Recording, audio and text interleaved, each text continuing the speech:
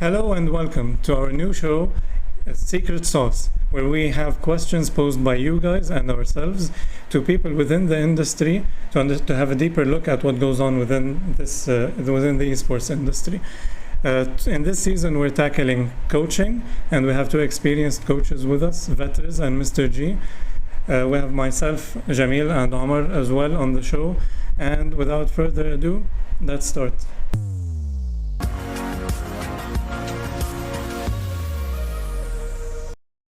Yeah, but the difference between, let's say, esports and traditional sports, for example, like any other career path, when you say, like, for example, I want to be an engineer, I want to be a doctor, I want to be whatever career path, this is a career path that potentially you're gonna stick to it until you retire. But when we're talking about sports and esports, we're talking about like this player or this teenager, because they start very young. They are seeing the potential, like, I want to compete now. I don't know what's going to happen in 10 years, 5 years. I just want to compete right now. So how can we deal with it in such a way that the player and themselves do not like self-destruct their future, and at the same time we do not like rob them from the potential of being a great player? And to add to that, if they're aware that this is a limitation, like their career can end quickly. Vetrezz, are they aware that it is short? Yeah, so I had different kind of players in my teams before. So I had some that were already looking at their different career paths that they can do outside of gaming. I had some players that were like that quit school and everything because they are so sure that they will be the next best player in the world, so they will give everything for that. So there's some people that there's some players that look for the next 5 months as their complete horizon, if you think about it. And there's also players that really try to get their whole life in place. There's also players that have 100% the potential to go into a very good team, but they are limited by their families or by their families' career choices for them. For example, I have a prospect, I call him always in Germany, but he can't pursue his career because his parents already said that he's gonna become a doctor, for example, and he can't grind as much because his parents focus on school and that's the most important thing for them, and they basically put it as, yeah, that's the way to go in life, is to go to school, university, and then have a, how do you say that, like a traditional job, because esports is not a traditional job in that regard. So yeah, I wouldn't say that all of the players are aware of the risks that come with that, but I would say that there's also players that also know what's on stake for that. Would you say for the sake of the player themselves, would pursuing a traditional job be a better career path than and having esports on the side than just pursuing purely esports? What do you think, Mr. G? You're muted. I think that's very hard when you think of the sheer number of hours that players are in front of the screen, and if that screen is at home where the parents are and the parents are looking in and concerned, or you're playing at hours of the morning because you're involved in a competition, I think it's a very difficult thing. Parents are going to naturally be concerned. Yeah, it's just part of it. I've seen plenty of parents wrong about the path that their child should take in terms of a career as well. The simple reason for that being that a lot of coaching that I do now is based on people in their 10 years or so after school. So by default, I'm dealing with their parents as well. The generation gap, my opinion, is bigger than it ever was in terms of understanding, mainly because of technology and accessibility of information. Okay, so that means what's missing here is education. Parents don't know. How many times, I'm pretty sure we all know cases, I know of a couple, where the parent goes, I think you're wasting your time with all of this gaming and da-da-da-da-da, and then the kid rocks up and has won some massive amount of money, even if it's not massive, but they go, look, there's $10,000, and the parents go, like, how did that happen? Or streaming, you know, people who stream and are getting sponsorship and are doing that. I think parents are probably still quite shocked about how that looks. So the biggest one was Fortnite, honestly. Yeah. With the prize pool, like that one was on the news, and that was like a wake-up call, I think, or maybe Dota.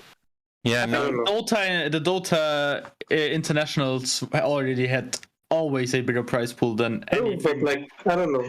Yeah, that's a new generation. It was the new generation was in Fortnite. Yeah. And I think when a Fortnite player told me, first I played for fun, then I played so I could buy myself a new PC. Then, suddenly I won $500,000. Yeah. And, I think parents don't know where to put that. Yeah.